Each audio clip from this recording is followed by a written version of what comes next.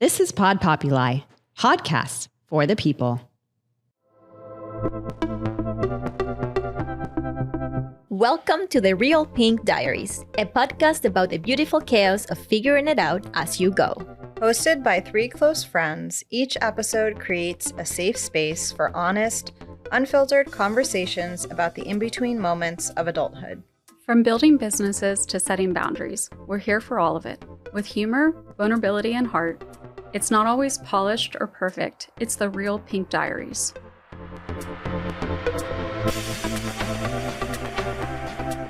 Welcome to the Real Pink Diaries. Hi, how are you? This is Natalie. And I'm Schumetta. Schumetta, our special guest today.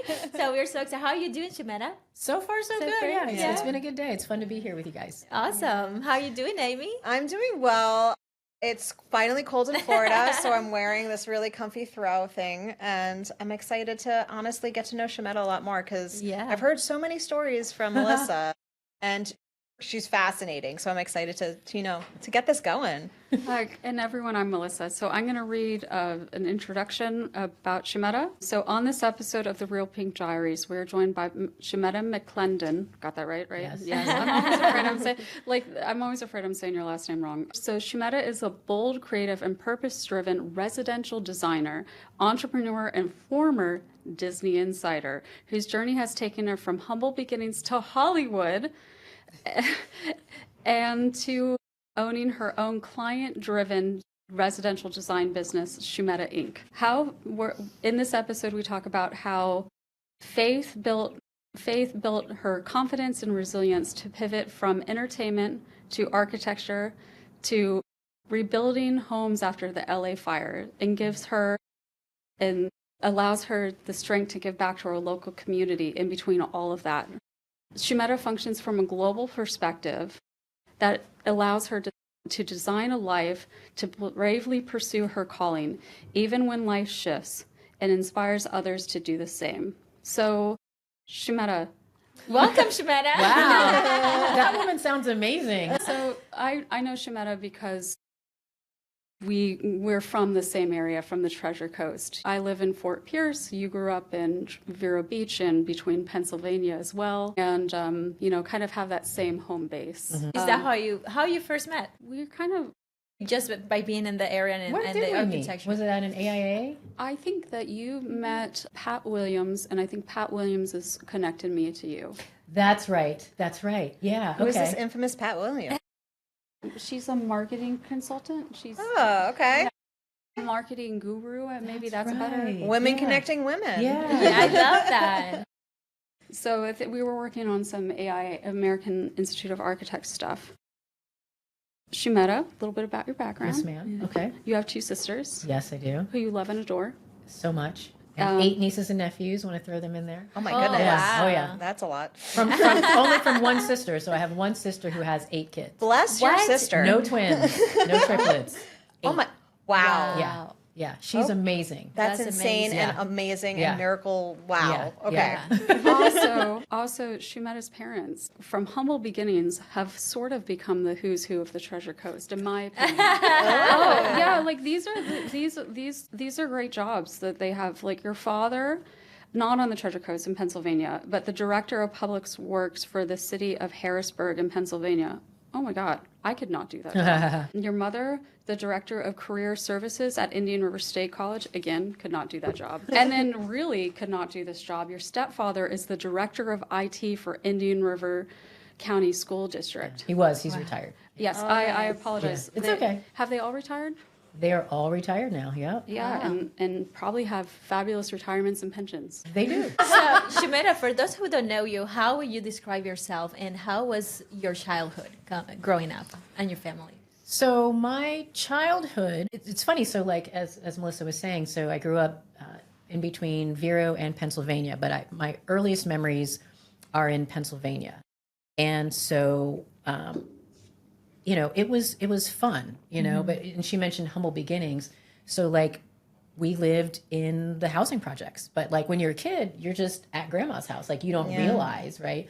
And it wasn't until later where you're like, like, that's where we are. Okay. But like, I remember It was Ivy Lane, and it was so great. And like, we go and catch fireflies, and like all this type of stuff. And fireflies. I think Melissa she's also gonna shout out my grandfather. So if you're from this area, so my grandfather is Roy McLendon, and so he's one of the original Florida Highwaymen. And so, so just like growing up, I just always had just these really interesting, like creative people around me. And it was very much like, so you start from these humble beginnings, and then you kind of go as far as you can. Like, well, what's the next step? What's the next opportunity? Like, my mom was 16 when I was born, but my dad was 15, right? So it's like, okay, and so, you talk about what they were able to achieve. Because so you start out, okay, you've got this 15 and 16-year-old, you're in the projects in Pennsylvania. Like, what's going to happen next? Yeah, right, exactly. But, so for my mom, like, she went back to school, she got her bachelor's, then she got her master's. She was actually thinking about getting her PhD, but she was like, I think I just want to enjoy retirement. Yeah. And I think like she's such a success story, for other people. It's like, I remember when it was just me and her at one point, like she's working at the college. She started out as a secretary, but then she had a part-time job at the 7-Eleven, making it work. Right. But when you're a kid, you're just like, okay, my mom has 2 jobs, but you don't realize like, oh, if your mom has a part-time job at the 7-Eleven, that means she needs it, And so it's like, she sacrificed so much to be able to take care of me, And then my father, like, he went into the military, and that was my first trip to Europe, to be able to, kind of experience that world with him. And then, when he came back, then he started working for the city and just, worked his way up. So for me, it's always been like, what's the next thing? Well, try it. How far can you go? So the influences in your life were not just, oh, these are dreams and aspirations. It's like also, how do you make it work to get to your dream and aspiration? Which is such a beautiful thing that you're like a gift your parents have given you. Yeah. That's mindset. Yeah. Instead of saying, well, this is it, just be right here and that's good enough. It's like, well, no, just keep trying. Well, can we go back to the Florida Highwaymen for a second? Yes. Can you explain to people what that is? Because some people don't know. So the Florida Highwaymen is this esteemed group of artists from this area. And they started, I want to say, like back in the 50s. And the name is because a lot of them, not my grandfather, but a lot of them would sell their paintings along the side of the road, like the highway, essentially. That struggling artist moment, yeah? Right. And so many years ago, someone, I believe his name is Gary Monroe, he wrote a book about them. And it kind of started, taking traction. And then people were like, hey, I have one of those paintings. And so with my grandfather, it was very cool because he became a living legend. And so when he would be at art shows and people would come to meet him and they would say, my grandmother had one of your paintings, or we had this. And what I love too is, so suddenly those people who bought those paintings however many years ago, value just increased. And I love that they bought the paintings because they liked them. It wasn't like, oh, I'm going to add this to my collection. Art collection. It was just like, hey, I really like that. So I was just so happy to be able to spend so much time with him and go to these shows and just watch these people come and honor him. Wow. And his gift and his craft. It sounds like it wasn't him just building value, but him building a community. Yeah, which is such a beautiful experience to watch for as a young child, right? Yeah. So when you were a young child, what did you want to be when you grew up? Well, having all these influences. I wanted to be, when I was about 8 years old, I said that I wanted to be an actress, an architect, and a stockbroker. Wow. Those are very different things. I remember like sitting in my room, like, what am I going to do with my life? Like, I got to figure this out. I'm 8. I got to, get there. But so I was like, okay, well, I can't be all 3. I'll be an actress so I can act like an architect and a stockbroker. that was like my 8-year-old mind. So then it was like, well, okay, so if you're going to be an actress, then what do? Well, you got to move to California. So like, 8 years old, I'm like, I'm going to move to California. Like that was it. Hollywood. Yeah, it was like in my mind. So funny. Yeah. How did you develop that that belief in yourself that you could get get there. Like my idea of even like, I worked in Vero for a while, and like I was scared of the financial of just moving out of my parents' house. But you have this faith that got you from Vero to university and then to Hollywood. What do you credit that to? Wait, so hold on. So she actually made her 8-year-old dream happen, which is kind of amazing. Wow. I did. Yeah. I mean, as an 8-year-old, you don't have these barriers because you don't even know they exist, right? But as you grow up, they happen. So how did you actually make that happen? What you just said is such a good point. When you're a kid, like you have no barriers. Right? So it's like, well, this is what I want to do. By the way, once I figured out what a stockbroker actually does, I was like, yeah, I'm good on that. I like math. So that's all I meant by that, you know. But I thought it'd be cool to be on like, you know, the floor, like buy, sell, right? But like other than that, I was like, yeah, I'm good. No, like that's such a good point where like when you're a kid, like, okay, you have these dreams and aspirations and you kind of just move through it. And then here I am watching, you know, my family, you know, start from these humble beginnings, and you just kind of keep moving. You kind of keep going for it, you know, because otherwise, why not?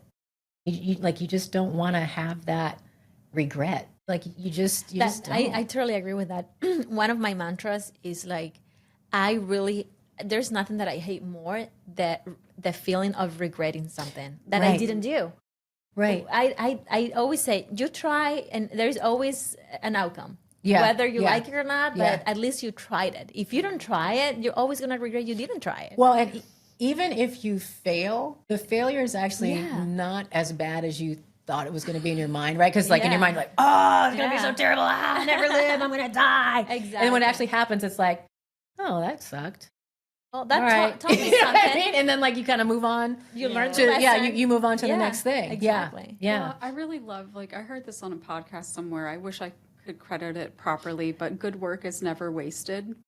Yeah. So even if like you fail, girl, you tried. No, a mentor of mine, she once said that. She's like, nothing is ever wasted. Yeah. You know? And nothing is linear. Everything you go through phases, you look like you're winning, then you look like you're losing, but in the end, it's all part of the growth and part of the growth. And I had a really great mentor who, talking about like a ceiling, there's this one time when I was working at Disney and there was an opportunity to apply for this, like, you know, kind of like the next step up. Yeah. Right. And so I was talking to her and I said, oh, there's this opportunity, you know, to apply for this job. But, you know, like other people in my department that, are, you know, they've been there longer, that, you know, they might be more qualified. And she goes, so? And it was like, you're right. You know what I mean? Yeah. It was just like, okay, like, what's to stop me from like filling out an application and hitting the send button? You know, it's like, I decided that all these people are going to apply for this job, that I wasn't going to get it because X, Y, and Z. But it was like, why wouldn't you? And if you think you're not going to get it anyway, all right, so what did you, okay, so you spend, you know, what, 37 seconds, you know, hitting, you know, sending out an email and hitting a send button? Like, what did you actually lose? Right. Yeah. You lose saying no to a possibility. That's what you would have lost, right? You don't know what the possibilities are. Yeah. So what was something in your life that created possibility for you? Like, you have to have a certain mindset to kind of go there. I know we'll get into mindset a little bit later. As a young kid, you have no boundaries or barriers that you are aware of. Yeah. And there must have been something in your early life that was like, because you are such a positive like force in this world that does see the opportunity over things that could, you know, hinder that. So there must have been something in your life that, like, I don't know if it was your mom or who, or an experience you had, a personal experience for wanting to just push yourself out of your comfort zone. Because girl, you're out of your comfort zone a lot. I don't even know what a comfort zone is. Yeah. Like, what even is that? Maybe this is not, I don't know, but like, it just seems like you as a person, from everything I've been learning about you, tend to push yourself and teach yourself to keep moving forward, as you've said. Yeah. So I'm like, that, I don't know if it's just innate in you. Seeing her family too, right? Yeah. Yeah, I mean, I think it's, for me, like you kind of touched on it before, it's just the faith, you know, and just, and like you said, like when you go into yourself and see, like, you know, like, who are you? Like, who has God created you to be? You know, like the things that we can do, like it's a gift. You know, like the fact that I can design something, like that's a gift. The fact that a financial planner can like, you know, look at the markets and figure all that kind of stuff out. That's a gift to be able to understand that, to be able to turn on CNBC and it's like, so you know what all that means and you like it. That's so accurate because my brain does not work like that. Yeah, it's like, I don't want to know, you know what I'm saying? Change. But it's like to understand that those are the gifts that we have. And so when we do what I call like those shadow jobs or, those safe jobs, it's like, that's not who you are. That's, you know, you come into the world and then like you start to get, you know, you need to be this person, right? And then you do that. But then like who you are inside is like slowly dying, right? You're not able to express it. Right, Yeah.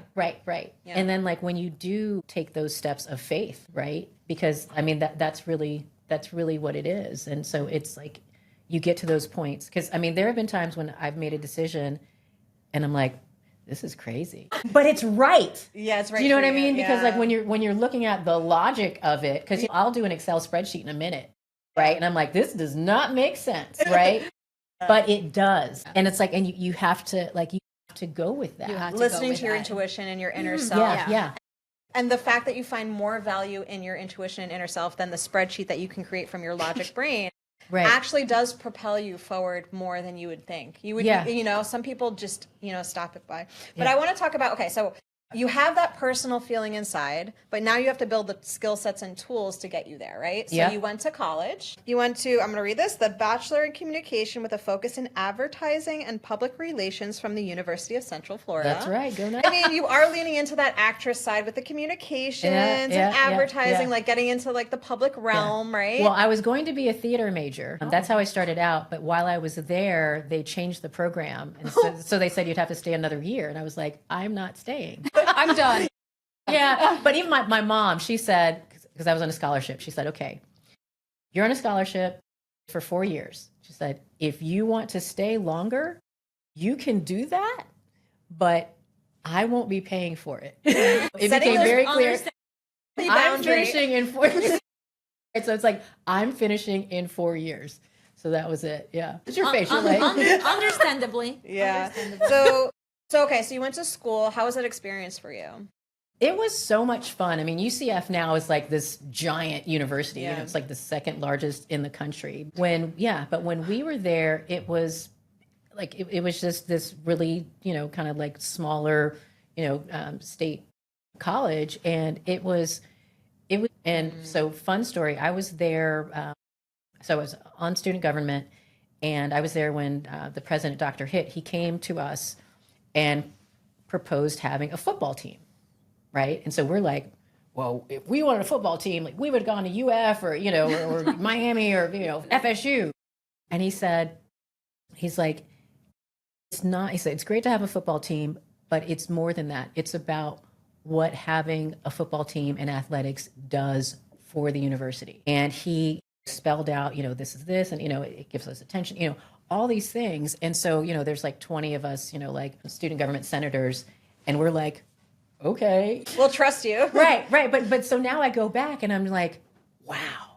But it's crazy for me to think like he had to come to us, you know, we're like 19 years old and like present his plan, you know, and we had to vote on it. But yeah, but it was very cool to kind of hear that. So to be a part of the inception of something so like founding in this university. That's really, really cool.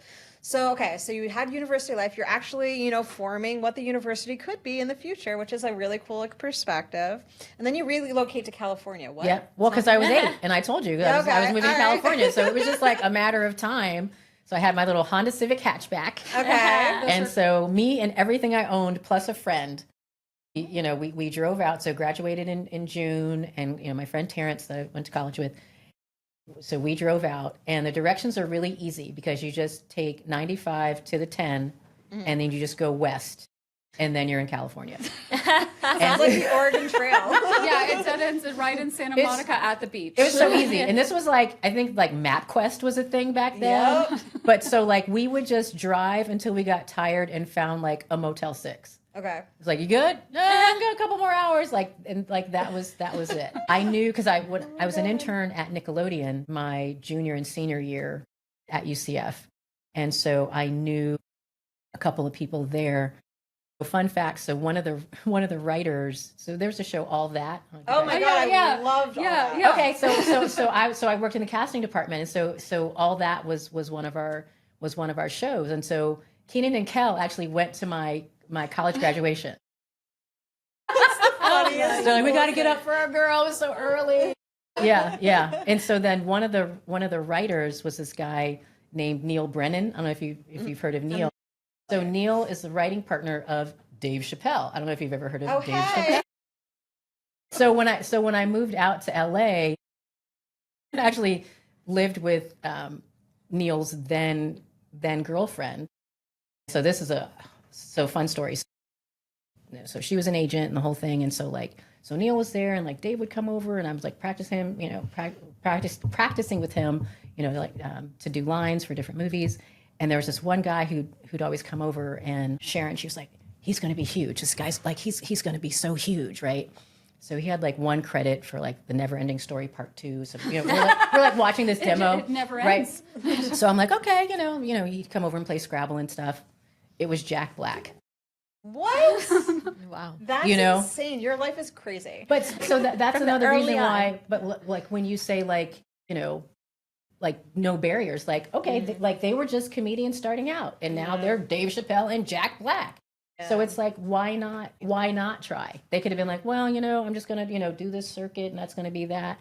But so I've whether it's my grandfather or some comedians who moved to LA to see if they can do it, like why not go for it? That's such a beautiful sentiment. So then, okay, you're actressing, in California. How did that go? Like, what did you experience anything about being on set, or like how did that story go and or end and transition? Like, what was that experience? So it was a lot of fun. I mean, I did the acting classes and all that kind of stuff, and it was great. Got to meet some really cool people.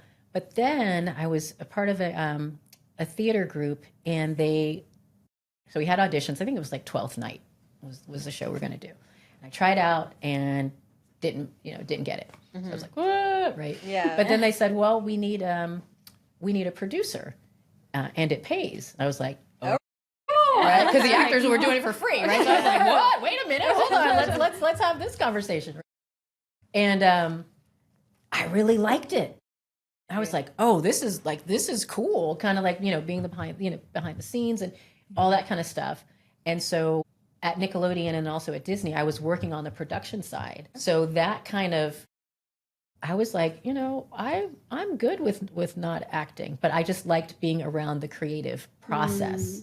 That's kind of what I figured out. So it was a better fit for you. Yeah. Production. Is it production, right? Yeah. So like being a producer, like doing the casting, all that, because I love, hanging out with the crew and being behind the scenes and, craft services, like, oh, what are we getting today? Like all that kind of stuff. It was, so by a failure, right, of not getting this role, opened me up to this whole part, because 8-year-old me was like, this is the only way you can do it. Yeah. And then it was like, oh, wait a minute, there's this whole other part. Okay, so everything happens for a reason. And coming back to the woo-woo, for me, it's not woo-woo, but I was listening to this podcast the other day, and they say, it's not woo-woo, it's true.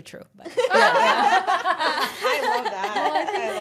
I think one of the things I like about Schumetta, like, is that you, like, a lot of people will be like, oh, like, if you work in architecture or design, like, you're either like super designery, star architect, or you're like, the project manager in the background getting everything done. Yeah. You truly balance both sides of that. Yeah. Like you can, and not only like, and I think the truth is like, if you're super designery, at least for me, it's like, do you get stuff done? Not really. Well, maybe, but like you balance it, and you balance it in a healthy way, a lot of people like that they're super designery, they're designing to the last minute. I see what you're saying. Yeah, but like you have a way of stepping back and seeing the full picture of the needs and in that moment is what I think you're saying, and using which part of your brain to like make it work. Yeah, but she's really designery, but she's still really project managery, and you can balance both of those. Okay, I see what you're saying. Balance both of those well. You get kind of both sides of my brain. Yeah, you're really good. So then how does producer Schumetta become designer Schumetta. Designery Schumetta. Okay, so I was working at this point. So I worked at Disney in animation and corporate alliances, and it's kind of Wait, let's back up because I want to touch on that. You worked at Disney. Tell me more. Yes, I did. So I was so when you move to LA, right? So you're either you waitress or you have to do all. You got to get that day job, right? So I was a hostess at Jerry's Deli for 3 days, and I was like, "Ooh, my back hurts, and these people are coming in here hangry. Like I can't. Like this is not for me." Water, you can drink water, Missy. And so a friend of mine was like, "Oh, well, you can be a temp." I was like, "What is that?" They're like, "Oh, you kind of come in and you cover for people at the studios." So I was like, "Okay, like basically being an assistant." So I was like, "Okay, I can do that." And so started getting temp jobs at the different studios, and you talk about mentors or moments that inspire. I was temping for this executive named Anne Sweeney, and this was at ABC, and she was like at that time like one of the highest women at ABC. And then she had a meeting with a woman named Jerry Laybourne, and Jerry Laybourne was the president and founder of Nickelodeon, and she'd come to Nick a couple years before when I was interning, and I love this story. So Anne and Jerry were having a meeting, and this was in like 1996 or 97. So Anne's daughter called, and she was like, "Hi, can I speak to my mom?" Just sort of like, da, da, da. And I'm thinking like, there's no way, like she's going to take this call. Like, they're in a meeting, right? And so I was like, okay, well, I'll go ask. So knock on the door. I'm like, oh, Anne, your daughter's on the phone. And these two high-powered women stopped everything. She took the call, and I was like, kind of like there's something here. Yeah. And so I was like, I like that. So then while she was on the call, then Jerry went to the break room. And so then I went and I reintroduced myself, said, "Oh, my name is Schumetta. I was an intern at Nickelodeon. And I remember the speech that you gave," and, kind of talked a little bit. And she's like, "Now tell me your name again. And, and how do you spell that?" And the next day I got a call from my temp agency, and they said, "Well, we don't know what you did, but Jerry Laybourne's office called and said you did a wonderful job."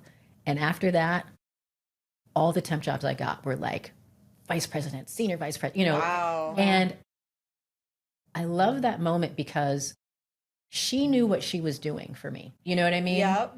Because it was just like, hey, just, let's just make this call. But she knew her power, and she knew what she was able to do, And so that really changed the trajectory of my experiences at Disney. So I got to see like all the behind the scenes, like corporate alliances. And even when I was at feature animation, I was working for like the top producers. Like these are people who like animated and wrote like The Lion King and Little Mermaid. Like the big honchos. Oh my goodness. And I'm just over there like, but it was that moment of someone supporting you. And this is someone that I didn't even know. Yeah. And it's just like, so I try to give back to people in that same way, that she gave to me, because she didn't have to do that. And it's interesting just to even have that opportunity. You had to have it in yourself to be like, I am going to go into the other room and I am going to reintroduce myself. Some people might have the mindset of, oh, she didn't know me, or she's not going to know me. Who am I to say anything to this woman? Blah, blah, blah. But you're like, nah, I don't even see that barrier. Let's go. Yeah. And you put yourself out there in a way that gave yourself the opportunity for her to reach her hand down and extend it and pull you up. Well, and it's interesting you say it that way, because it was a truly genuine thing. It wasn't like, okay, I'm going to go in there. Right. And she's going to, it was just right. like, I just wanted to say thank you, because she was like, what a great role model, of her, because it was her and her husband, and they started this network, and, like I grew up watching it myself, and then I got a chance to work there. Like, thank you for doing that. That's a beautiful, like, it's a full circle thing.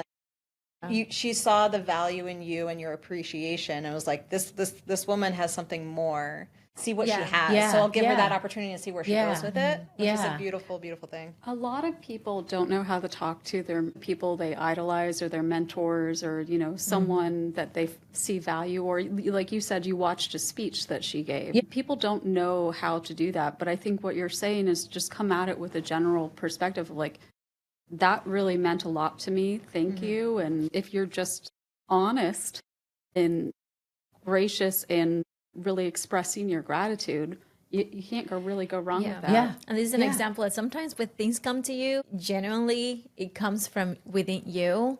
just take action and do it. There is almost every single time there is a huge opportunity or a huge change on the other side. When you're feeling when something, you feel it, that instant of doing something, take it, and sometimes it comes so fast and you do it so fast you don't even know what you do. You're like, okay, that wasn't my idea. I did it, and it's like, and that was an anchor moment in your life, in your career, that changed everything for you moving forward. But also, it was because she saw the potential in you. She saw your attitude, and she saw the potential that you had, so that she helped you. And that's the other thing. I mean, if you don't have that attitude, if you don't have that drive of wanting to learn, of wanting to be there, that attitude, if they don't see that in you, some people, I feel they put this wall in front of them. Oh, I know it all. No, I don't need help. No, If you take that wall down and then you open to people really, I mean, they do amazing things for you. They can support a lot. And you were also brave and courageous, which probably ties back to your faith, that you were like, I'm going to speak to this person, you know, that I found value in and what they did and what they accomplished. That a lot of people don't know how to talk to their mentors or the people, but a lot of people are too afraid to even try to reach out. And the fact that you did that, everything you do in your whole story has been very brave. So you start temping, you get on at Disney. Was that through a temp job? Yeah. The right connections, temping. So connections are very important. So you go to the temp. You start in at Disney, and I see here you were in casting, feature animation, corporate alliances. I'm sorry, I know I'm taking your. No, not at all. Let's do it. In corporate alliances. Wow. Yeah. Schumetta, wow. That was so fun and interesting, and that's that producer side of me as well, because it's sort of like, okay, this is the back end of how it really gets done. And, you know, so it's corporate alliances, but then we're also talking to like strategic planning and, you know, like all that kind of stuff. And, you know, it's like, it's for a movie or it's for a cartoon, but there's like so much that went into it, you know. And one of the accounts that my department was working on, we did the Disney McDonald's account. You talk about these two giant corporations and the way they work together and the way that they both protected their brands and their brand identity, and all of that was just so eye-opening to see and to understand like the way business works, you know. And it's not just, we're gonna go in and do whatever. It's like, no, it's just a cartoon.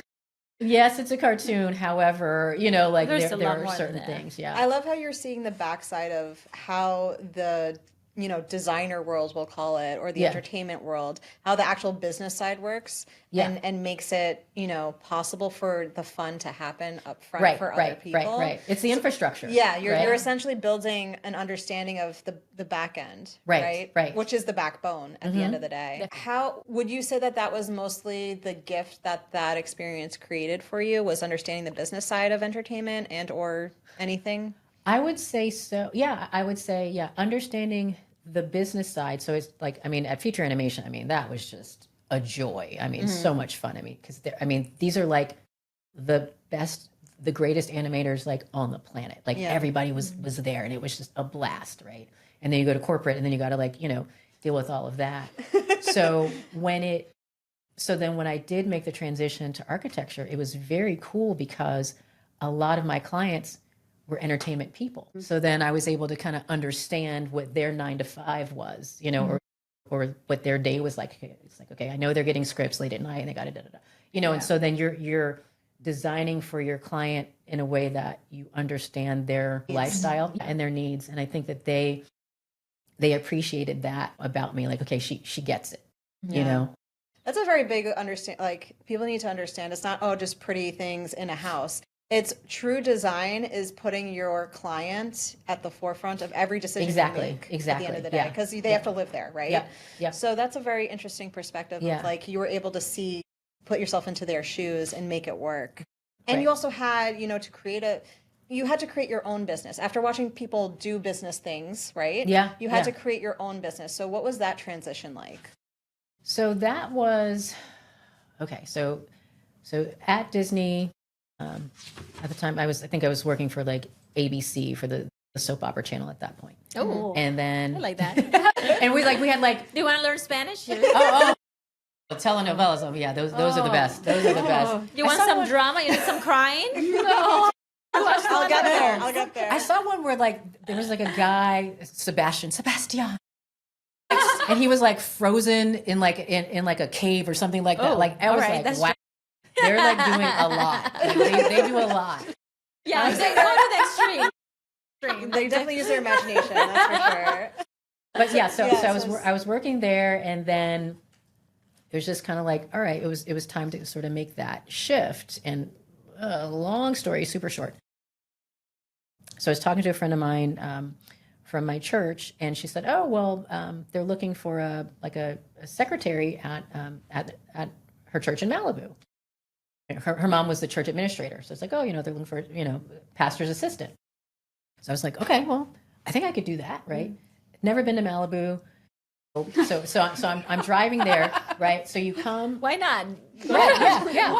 So I love you. because I had no, so like I'm driving through Malibu Road, and like it opens up, and it's just like this beautiful vista, right? And I was like, oh God, please let me get this job. Like, it was like beautiful, So I interview, and they said, well, you're great, and we'd love to hire you, but we can't pay you what you were making at Disney. And I said, if that's the only reason you don't want to hire me, like, I will take a pay cut. Interesting. Interesting choice. Okay. For this job. And so they said, okay. And then shortly after that, someone made a donation to the church, and everyone got raises, and I was making the same thing that I made at Disney. That's amazing. But what value did you see in this place? Like, I'm trying to understand why you would want to take that pay cut. What drew you there? It goes back to a faith thing. Like for me, it was like, wow, this would be like such an honor, to be able to, work for this church, work for this community. And so it was like, yeah, it felt right to do so. Again, it was that thing. And my friend Tamara, her mom, Nora Lee, she was the church administrator, and like she was one of my best friends. And so it was like, this was, it's like, yeah, I could, the right environment for you. Exactly. Yeah. Exactly. Yeah. Yeah. So now you're working in a church. Now what happens? So however many fires ago, so the church burns down. No, that was happening. Oh no, wait. Okay. Well, spoiler alert. Okay, we'll get back to that. So you're like, wait, I hit the punchline. Wait, let's go back. No, so I'm working there, and then one of the church members is this guy named Doug Burge, and so just doing this, beautiful homes in Malibu, this whole thing. So I was like, oh wow, so cool, because I always loved architecture. And then there was another member, Gail Daniel, and he taught architecture at the local community college. And so he was like, I'm like, oh, I've always loved architecture, la la la. And he said, oh, you should come and take my class. So I was like, okay, I'll do it. And incredible how everything connects. Yeah, and I took this class, and it was like, what have I been doing with my life? Like, it was like, this is it, like this, like, it was like I have to do this, right? But I started the class like a couple weeks late, because we had a project we had to do at the church and everything. And so I was a little bit late. And so like I came home after like the third class, and I was like totally discouraged. And so I'm like sitting in the bathroom, and I'm crying, and I'm like, oh God, like, how am I going to be an architect if I can't even figure out how to use the ruler? Because it's like the three-sided ruler, and I'm like, what is this? What is going on, right? Yeah, I was like, I've never seen a scale before, right? So I'm just like, what? Like, It's so funny. But I was like again, I have to do this, right? Yeah. Like this is my thing. So then we had so at the church, so we had a Christmas tea, right? So it was like, oh, doing the Christmas tea, and I was like, I don't do stuff like that, right? Like, I'm not going to that. And so the pastor was like, well, you have to, because it's your job. Oh, that's funny. But so I was so like, I'm not like, I was like, okay, I'm going to do what I need to do. And then like, I'm out. Like, I was so anti this tea. Like, I was like such a hater, right? No reason. So then Doug's wife was there. And so it was kind of like with Jerry Laybourne. So I went up to her, and I said, oh, I know that your husband is an architect, at the church. Said, I'd love to, talk to him, because at that point I'm like, well, I guess I'll have to go back and, get my master's or do whatever. Right. And so it's like, oh, I'd love to talk to him. And she said, oh, well, you should call him and tell him you want a job and tell him I told you that. Right. So I emailed instead of calling because I don't want to be like, hey, your wife random chick. Right. Your wife said, give me a job. I've taken one class. I don't really know how to use the ruler just yet, but hey, hire me, right? So I said, okay, I'll email so that way he can go home and be like, honey, I got this email, what is this? Yeah, what is this? And so sent the email. So they hired me and they taught me like everything, like from the beginning. Wow. And so then it was like, all right, had to learn how to use, ArchiCAD because and this was funny. So I took a class at UCLA Extension and they said, okay, well, bring in, like a small project, that you're working on so you can kind of use that as your base project. So I'm like, okay, so find the smallest thing we're doing in the office. And so I go to my class and then the professor's like, what is this? I'm like, it's the smallest project we're doing. And it was like a 5,000 square foot house. Like everyone else is doing like a shed or like a garage. I'm like, it's the smallest thing that we got that we're doing, And I realize now, again, that was a moment where like these people in these incredible, situations were helping me and guiding me in ways that they did not have to do at all. Because as a business owner in the industry, teaching someone from scratch that knows nothing, that is an investment. So they must have saw value in you to even put that investment in you at the end of the day. Yeah. That doesn't happen very often in like, it just sounds like right place, right time, right person. Yeah. And I mean, I wouldn't come in early because I'm not a morning person, but I would stay late. And just like learn what I needed to learn. If there was something they said, I'm like, okay, well, what is that? Yeah. Okay. Well, what is that? How does that work? Yeah. So. Which makes reason why like they actually kept you on. Because sometimes they try you out. If you don't have it, if you don't have the grit to want to learn, then they already know it's not going to work out. But they saw something in you that was like, she's bringing more to the table than we initiated. So that's very interesting story. So, okay, so you're working in... So, how many years were you in California? So I was in California for 20 years. 20 years, wow. Yeah. And you were, so at what point was that? When you started like architecture there? So I was 32 when I started working for Doug's firm. And I worked for him for about a year and a half. And then when I was going through doing some permit expediting for one of our projects. Oh, that's right. Okay, so then while I'm at Doug's office, then the church burns down. Right, okay. Oh, here we go. Okay, so back to the church burning down. Because you were like, there's a church, and then I met this guy at this tea. I'm like, well, what about the church burning down? So what about the church? So I'm working at Doug's office. It's awesome. Church burns down. So it was like, so then I was like, okay, how can I, and this was a church that he and I both went to. So they went to him like, okay, can you, help us rebuild the church? And so I just sent him an email and I was like, I'd love to be able to help, in any way that I can. And he was like, okay, well, you can be the project manager. And I was like, okay. But it was very cool because it was like, I got to like look at the plans of the, like I knew this place inside and out. So it was like, oh, okay. Oh, now I know the swale. All that kind of stuff in something that meant a lot to me. And then I got to go through, the permitting process, which a lot of people don't, go through and, kind of understand the way building safety works, all that kind of stuff. And then while I was doing that, I met a wonderful contractor named Scott Halley.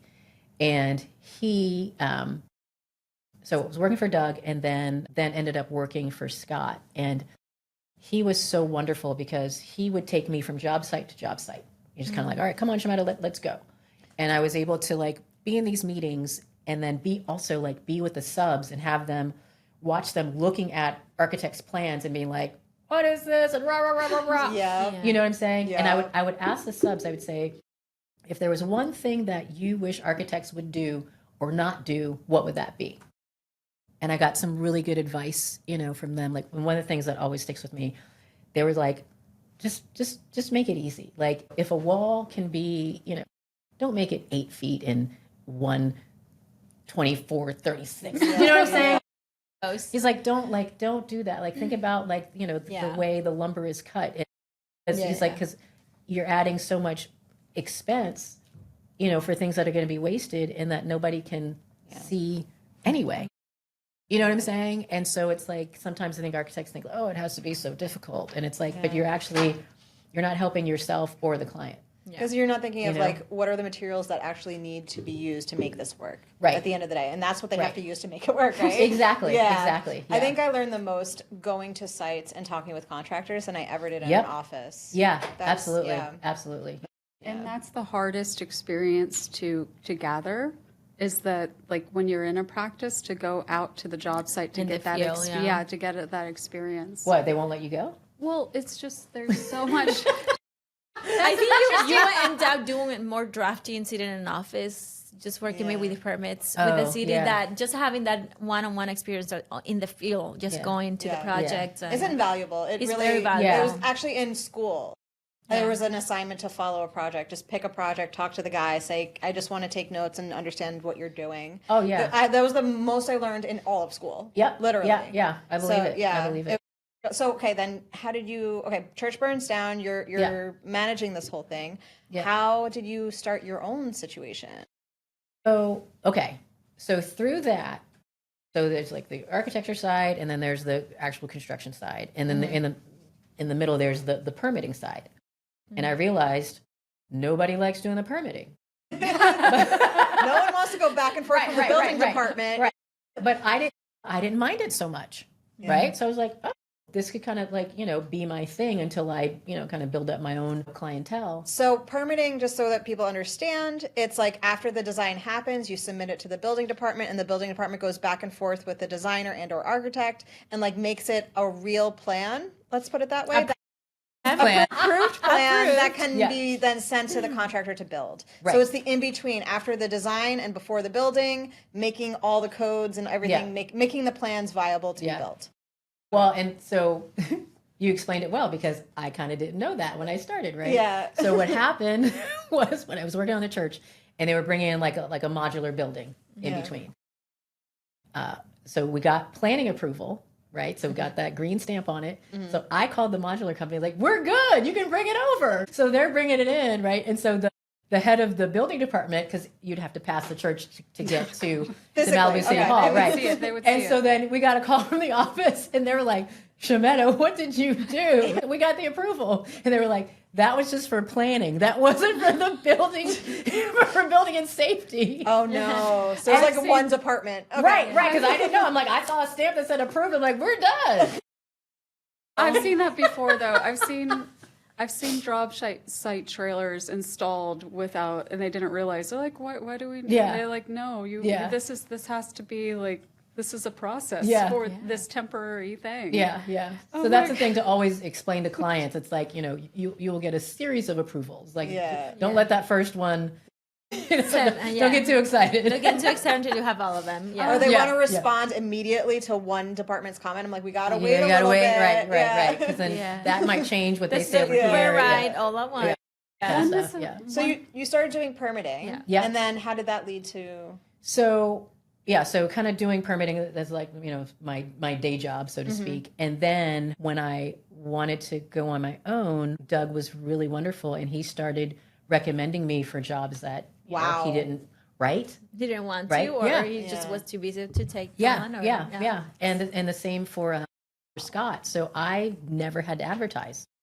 That's amazing. Right? It's so amazing. Because it's coming from a trusted source. Like, that's the best advertisement you could get. Oh my goodness. Yeah. And so then my first like proper, I guess drafting job would have been when there was a cabinet maker, this guy Bob. Shout out to Bob Moran. But he said, oh yeah, there's this guy Richie. He just bought a house and wanted to like remodel his master bedroom.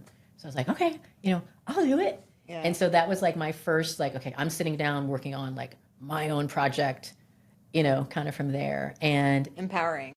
Yeah. And so then Doug was recommending the projects. And I want to say for like the first year, anytime I got a new project, I would send his wife, Laura, flowers. And I would say, thank you for being the catalyst. Thank you. I got another job. That's Thank you so for being the thoughtful. catalyst. That really goes a long way. Because again, she didn't have to do that. She's at the Christmas tea. Like she's doing her thing with her friends. So what gave you you were out there in California. Yeah. It's not a cheap place to live. Your family is all on the East Coast in Pennsylvania or Florida. What gave you the confidence to say, I can do this? Again, it's like you Follow just, your instinct. you do it. But also I think, so my grandmother, she always said, like, no matter where you go, you find your church, because that's where you're going to find your friends. So when I moved there, like from the very beginning, I had this really core group of friends. And so I knew that there were people who cared about me. Yeah. Like, so if something happened to me, and actually one of the girls, now in our 50s, right? but so one of the girls was an intern with me at Nickelodeon. And so she had moved out. She was a year older, so she had moved out a year before me. And so, like, she was already there. So, hey, Deka, I'm here. And so we just stayed connected. Are those the girls that you did the financial group with? You said that you at one point you had Schumetta's Financial Divas. What is that? So she decided that she didn't want to be a stockbroker, but then she formed this group in California. Yeah, because we were all we're in our early 20s, we don't know what we're doing. And so, I started this group called Schumetta's Financial Divas. And so I would set up, he's laughing. So I set up, it'd be like once a month, I would find like a speaker. So it'd be like, okay, you're a financial planner. Okay, you're a real estate agent. Like, come and talk to us and let us just ask you questions. Like, we don't know. And it was actually kind of cool because then I had people who were like, hey, we heard you're doing this thing. Like, can I be a speaker at your group? Wow. But were you holding this at the church, or where was this happening? At my studio apartment. Oh my God. That wasn't even Oh my God, I love you so much. Because it was like, That's so funny. if I have these questions, other people might have these questions too. Yeah. And what's stopping do you someone from walking into my studio apartment and addressing what their knowledge is to the other people? That's amazing. Yeah, That's like, amazing. why not? Yeah. Oh wow. Yeah, so while you weren't a stockbroker, Yes. you felt confident enough to start your own business and manage the financial component of that. You also created a mastermind of Schumetta's Financial Divas. Yes. in your studio apartment. I mean, that's pretty close to stockbroker. Yeah, I guess. Yeah, that's That's how I stayed in that area. Yeah. If you wanted always to go there, had it in you. Yeah. If you wanted to go into stockbroker, you probably could have made it. At the end of the day. Yeah. So that's really, really interesting. I mean, you have so much going on in your life. I feel like we're going to have you come back at this point. All right. No problem with that. There's so much more in your life that I want to know about, and it did not end in California because you're in Florida now. Right. Yeah, I know. There's we didn't get through all the No, we didn't even get to when she moved back to Florida and how when she was in Vero, and that's when I met her. And I want to type into the business side of it. Yeah. Obviously not today, but part 2. Okay. Yeah. Now, do I have to wear the you same back. outfit on part 2? Oh, absolutely not. You don't have to. I won't even remember. Yeah. I mean, just to talk about all the stuff, the fun stuff, and how can we help people that are building businesses to get to the next level if they're starting, how they can just keep going, and some advice that we can give them too. Yeah. I'd love to get to that. I mean, your foundation story is bananas. You are everywhere in every cookie jar, soaking in all the knowledge from so many. What I love about your story is the knowledge from other disciplines and other industries really strengthened what you're doing in this industry. So I just find that completely fascinating. I'm in awe of it. And I find, oh my gosh. No, it's because when you have a different perspective in your industry, that's invaluable. At the end of the day, bringing something from a different, pool into your own realm is so beautiful. Yeah. And I love how you say, you had all these mentors. We talked about all your mentors that helped bring you up. And I can't wait to talk about what you're doing within your community to bring others up. I'm excited to talk about that. Oh, and in her community, so there's the local stuff like her and I. But then there's hey, Melissa, I'm going to Switzerland in this month. Any interest? And I'm like, I don't have the money right now. Schumetta, we didn't even talk about her global perspective, her global lens, which is part 2. Yeah. Stay tuned for part 2. Who thinks at that level? I mean, I think that for sure Natalie does. Yeah, well, like, you know. I mean, she doesn't have any barriers, I will say. Yeah. I think I'm next in line, and then I think, like, for you, like, we always have these conversations back and forth of, like, you can do it, and we keep pumping each other up, you know, as we're in our, like, certain mindset that we're trying to get to that level that you guys have obviously achieved, and it's so beautiful to see. It will be interesting for people, like, whatever that is in them, when they kind of try and put it out there, they'd be so surprised at how many people say, yeah, come on. Show up, people. It's amazing. Just show It's up. amazing. And not only that, if you listen to the Natalie's episode, Natalie Yaima's episode, part 1. You can and say part Natalie 2. only. It's fine. Natalie Yaima. Don't feel guilty. It's okay. Which episode? It's part 1 and part 2. They just were out. About your journey. Yeah, where she talks about from growing up in Cuba, going to school in the Canary Islands, and she is qualified to practice as an engineer architect Because it works different there. Yeah, in Europe, do financial development in Europe. Y'all could work together on a project, right? I don't do financial development in Europe. I enjoy listening to Swiss bankers talk about financial development in Europe. That's very different. What is it? Schumetta's, what was the Financial divas? Yeah, it's just a continuation. But if you ever do a project in Europe, we have your licensed engineer. There we here. go. I'm just going to be like, I would like to be invited to Europe. I'm just putting that out there into the universe and taking a beat from you. I feel like we should do this podcast live from Switzerland. Oh my goodness. That's an amazing idea. And Travis is coming with us, right? We need Travis and his family. We need a sponsor.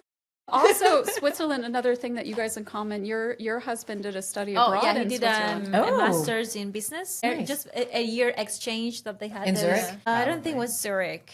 Geneva. We'll I think find it was out Geneva. in partnership. Yeah, it was Geneva. Yeah. So that was amazing. I mean, an amazing experience for him. He speaks highly of that. He that was one of his best times ever. Yeah. Well, How can you not? No one's ever like, Switzerland's ugly. Like, no one ever says that.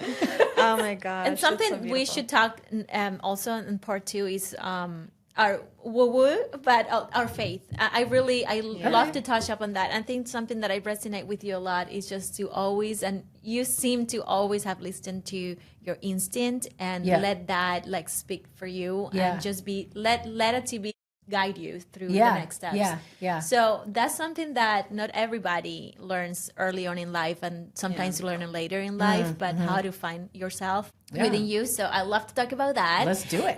And we're so excited to have you today. Thank you so much for making the time. For and me. we're definitely gonna make it happen soon again. Okay. For part Yes. two. All right. Okay. Well, just to let y'all know, if you want to how to connect with you. Yes. So okay. so first we need to spell Schumetta's name, which is SCH Meta, like the company. ETTA. You met a Schumetta. She started that, not me. So that's Schumetta. And so you can go to schumetta.com or on Instagram at Schumetta Inc. And then if you want to connect with her on LinkedIn, I'm learning this. We learned this together actually about how to change your handle on LinkedIn. So it's linkedin.com/in/Schumetta Inc. And all of that will be on the details. Yeah, you don't have to write that down. Don't worry about Remember to write it down. It will be on the notes. Yeah. So thank you so much for coming. I Thank you can't for wait to having hear me. more about your journey. Yeah. And this was a beautiful conversation. Love it. Bye, everybody. Bye, everybody. Thank you for listening. We had so much fun, and we look forward to spending time with you in the next episode. Please subscribe wherever you listen to podcasts. Follow us on Instagram and Facebook at The Real Pink Diaries. You can also find us on YouTube. Check out our show notes for additional ways to connect with us. See you next time. Bye.